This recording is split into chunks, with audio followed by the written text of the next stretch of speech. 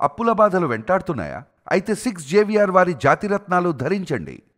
నమస్తే, welcome to మనం TV. ప్రస్తుతం లైవ్ లో జాయిన్ అయ్యారు జనసేన పార్టీ రాష్ట్ర అధికార ప్రతినిధి అడ్వకేట్ రజనీ గారు. వారితో మాట్లాడదాం. రజనీ గారు నమస్తే. మేడం నమస్తే వలి గారు. రజనీ గారు, వైసీపీ అధ్యక్షులు మాజీ ముఖ్యమంత్రి జగన్మోహన్ రెడ్డి గారు సిబిఐకి తప్పుడు సమాచారం ఇచ్చారు. ఆయన లండన్ పోతూ పోతూ ఒక ఫోన్ నెంబర్ ఇచ్చారు, అది ఆయనది కాదు. ఈ విషయం సిబిఐకి తెలిసింది. సిబిఐ కోర్టును ఆశ్రయించిన పరిస్థితుంది. ఎలా చూస్తారు మేడం? ఈ కేసు ఎటు మలుపు తిరిగే అవకాశం కనిపిస్తుంది అంటారు? నమస్తే వలి గారు. ఈ కేసులో ముఖ్యంగా తప్పేమన్నా ఉంటే ఒకవేళ సిబిఐదో ఒకవేళ వారికి సంబంధించిన అడ్వకేట్లదో గాని గౌరవ జగన్ రెడ్డి గారిది కాదండి. ఆయన ఒక నెంబర్ ఇచ్చినాడు. ఆ నెంబర్ ని ఎంక్వైరీ చేసుకుని టాలీ చేసుకుని ఆ నెంబర్ ఎవరి పేరుతో ఉంది అని తెలుసుకోవాల్సినటువంటి కనీస కామన్ సెన్స్ గౌరవ సిబిఐ వారు చేయలేదు. ఫర్ సపోజ్ మీకు ఫోన్ కు ఒక కొత్త నెంబర్ వచ్చింది అనుకో, ఇమీడియట్ గా ట్రూ కాలర్ లో మీకు పేరు పడుతుంది ఎవరి పేరుతో ఫీడ్ అయి ఉందని.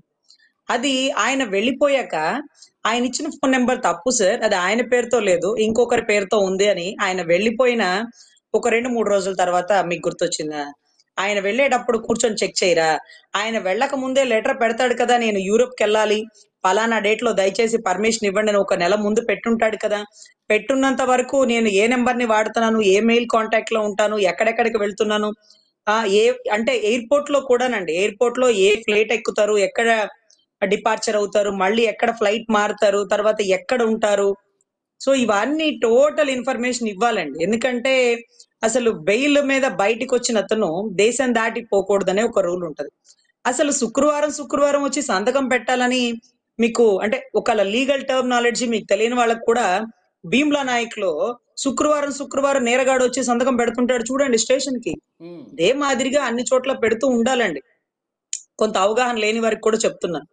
ఒకేసారి అనుకుంటా ఆయన బహుశా ముఖ్యమంత్రి అయ్యాక ఒకే ఒక్కసారి, అది కూడా ప్రభుత్వ ధనంతో ఆయన ఒక చార్టెడ్ ఫ్లైట్ లో అక్కడ తెలంగాణకు వెళ్లి సిబిఐ కోర్టుకి హాజరయ్యారు. అప్పుడు A1 గౌరవ జగన్ రెడ్డి గారు, A2 గౌరవ విజయసాయి రెడ్డి గారు, ధర్మాన్ ప్రసాద్ గారు, అదే రకంగా శ్రీలక్ష్మి గారు, ఇంకా కొంతమంది వీళ్ళందరూ కూడా అటెండ్ అయ్యారు.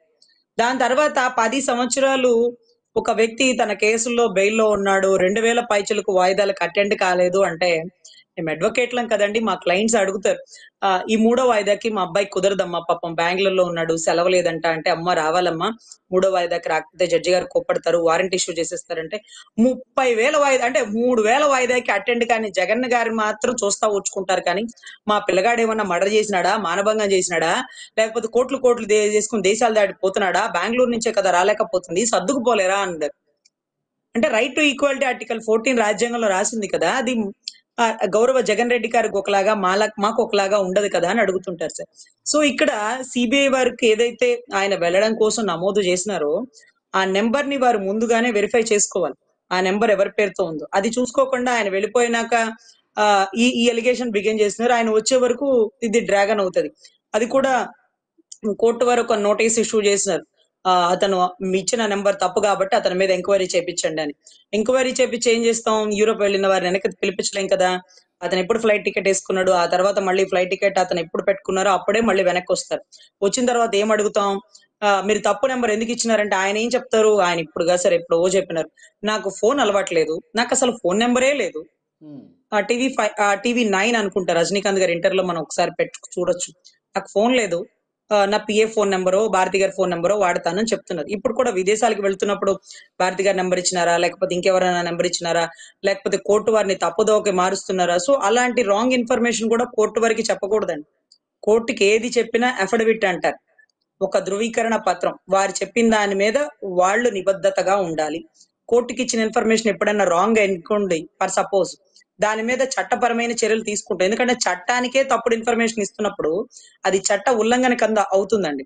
అదే రకంగా మీరు గమనిస్తే మీకు ఎమ్మెల్యే నామినేషన్స్ వేసేటప్పుడు, అంటే ఏ పదవికైనా ఒక నామినేషన్స్ వేసేటప్పుడు వాళ్ళ ఆస్తికి సంబంధించిన వివరాలు, వాళ్ళ కుటుంబానికి సంబంధించినటువంటి వివరాలు అన్ని పర్ఫెక్ట్ గా రాయాలి. ఏదైనా రాంగ్ ఇన్ఫర్మేషన్ ఇచ్చినా, ఒకళ్ళ కొన్ని ఆస్తుల పేర్లు ప్రస్తావించకపోయినా వాళ్ళు కూడా శిక్షార్హులు. ఒక్కొక్కసారి వాళ్ళ ఎమ్మెల్యే నామినేషన్ కూడా అది క్లోజ్ అయిపోతుందండి, అంటే ఎమ్మెల్యే కూడా రద్దు అయిపోతుంది. అంటే ఎమ్మెల్యే అంటే గెలవడానికి కూడా చట్టబద్ధంగా వెళ్ళాలి, చట్ట విరుద్ధంగా వెళ్ళకూడదు అనేది ఈ కాలంలో లేదు. కానీ అండి ఇందిరాగాంధీ గారి టైం అండి, ఇందిరాగాంధీ వర్సెస్ రాజనారాయణ కేసు అని ప్రతి లా స్టూడెంట్ కి తెలుసండి, ఒక ల్యాండ్ మార్క్ జడ్జిమెంట్. ఇందిరాగాంధీ గారు ఒక గవర్నమెంట్ ఉద్యోగస్తులను వాడి అక్రమంగా గెలిచింది అనే దాన్ని రాజనారాయణ గారు కొన్ని ఆధారాలతో నిరూపించినట్టున్నారు. అలహాబాద్ హైకోర్టు ఇచ్చినటువంటి ల్యాండ్ మార్క్ జడ్జిమెంట్.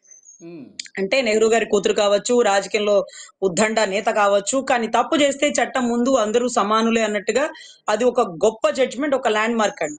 సో అదే రకంగా ఈ రోజు చట్టానికి కరెక్ట్ ఇన్ఫర్మేషన్ ఇవ్వాలి. మీరు వెళ్తున్నారు, మీకు పర్మిషన్ ఇస్తున్నాం యూరోప్ ట్రిప్, మీరు వెళ్తున్నప్పుడు మాకు ఇన్ఫర్మేషన్ ప్రాపర్ గా ఇవ్వాలి కదా. మీరు అడిగితే మేము ఇవ్వకుండా లేం కదా, మేము ఇచ్చినాం కదా. రైట్ టు మూవ్మెంట్ అండి, ఆర్టికల్ 19 లో ఉంటుంది రైట్ టు మూవ్మెంట్ అని, రాజ్యాంగంలో పొందుపరిచినటువంటి హక్కులు. Maneka Gandhi versus Union of India అని ఒక ల్యాండ్ మార్క్ జడ్జిమెంట్ ఉంటది, Maneka Gandhi versus Union of India అని. ఆవిడ విదేశాలకు వెళ్తున్నప్పుడు ఆమెని ఆపినప్పుడు ఆవిడ వేసినటువంటి కేసు అది రైట్ టు మూవ్మెంట్ కింద ఆర్టికల్ 19 సబ్ క్లాస్ కింద అది ఒక ల్యాండ్ మార్క్ జడ్జిమెంట్ అండి. అంటే ఆవిడ వెళ్తున్నప్పుడు ఆమెను ఆపకూడదు, ఆవిడకి ఏదైనా ఆంక్షలు రూల్స్ అండ్ రెగ్యులేషన్స్ ఉంటే పెట్టచ్చు కానీ ఆపకూడదు. సో ఆ రకంగా ఉన్నటువంటి జడ్జిమెంట్ కాబట్టి ఈ రోజు రాజ్యాంగం ఇచ్చినటువంటి స్వేచ్ఛ హక్కుల్ని వాడుకుంటున్నారు కాబట్టి ఆయన విదేశాలకు వెళ్ళగలిగినారు, లేకపోతే వెళ్ళలేకపోయి ఉండేవారు. సో నిర్వాన్ మోడీ, విజయ్ మాల్యా లాంటి వాళ్ళు దేశాలు దాటిపోయినారంటే అక్కడ సిటిజన్షిప్ ఉందంటున్నారు, తప్పించుకుంటున్నారు. సో వీరు ఒక కేసులో గల ముద్దాయిలు, ఎన్నో సంవత్సరాల నుంచి బెయిల్ మీద ఉన్నారు, ఎన్నో వాయిదాలకి మాకు కుదరలేదు, మేము అటెండ్ కాలేకపోతున్నాం అన్నారు.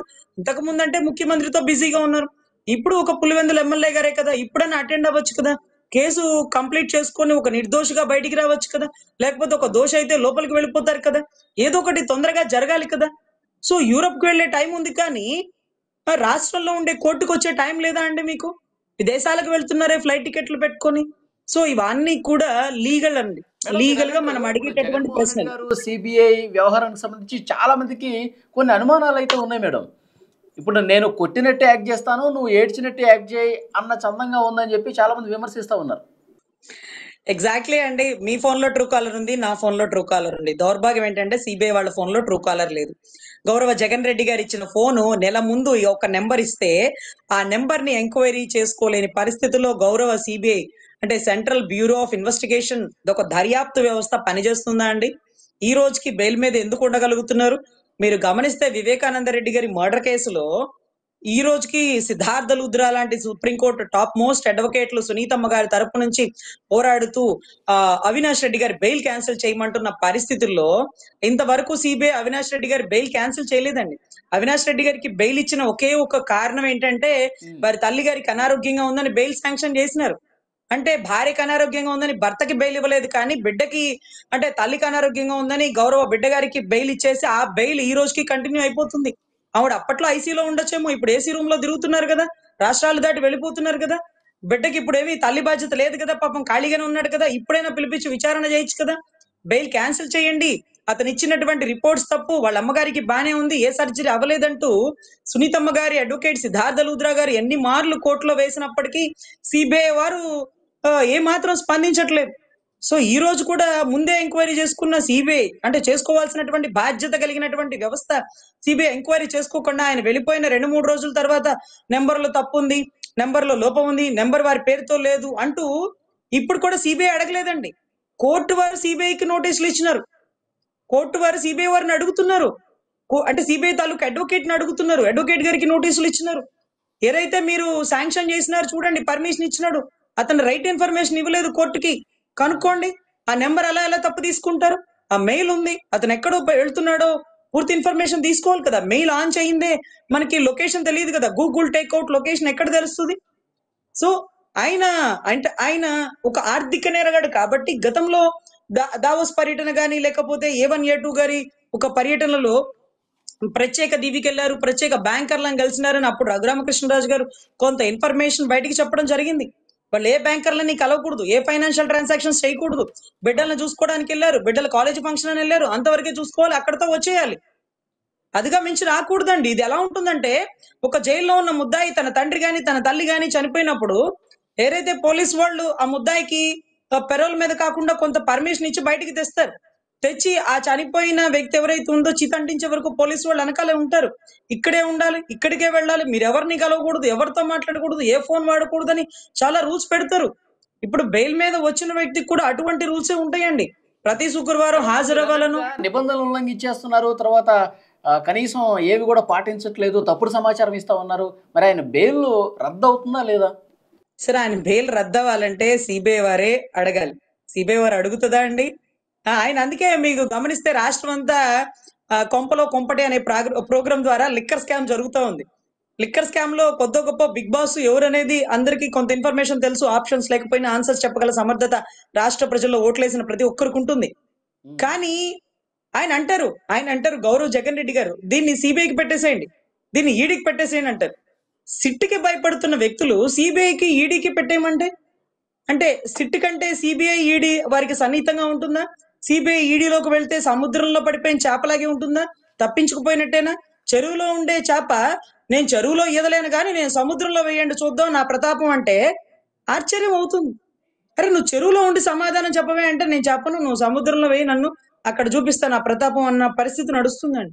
సో సిబిఐ వారు అనుసంధానంగా ఉంటున్నారా? అడుగడుగునా ఆయనకి సంఘీభావం తెలుపుతున్నారా? ఆయనకి సహజంగా వెళుతున్నారా? ఆయన వెళ్ళిపోయాక ఇన్ఫర్మేషన్ తీసి ఇవ్వడం ఏమన్నా ధర్మమేనా? గూగుల్ టేక్అవుట్ లొకేషన్స్ లో దొంగల్ని పట్టుకోగల సమర్థత గల సిబిఐ వారు కనీసం ఫోన్ నెంబర్ ఎవరిది ఇచ్చారో కూడా కనుక్కోకుండా ఆయన యూరోప్కి వెళ్ళాక దాని ఇన్ఫర్మేషన్ చెప్పడం ఏంటో మాకు ఆశ్చర్యకరం. దయచేసి దీని మీద కొంచెం సిబిఐ వారు నిజాయితీగా పనిచేయాలి. రాష్ట్ర ప్రజలు సిబిఐ వారి మీద పెట్టుకున్న నమ్మకాన్ని కాపాడుకోవాలని మేము కోరుకుంటున్నాం sir. Thank you very much madam. నమస్తే.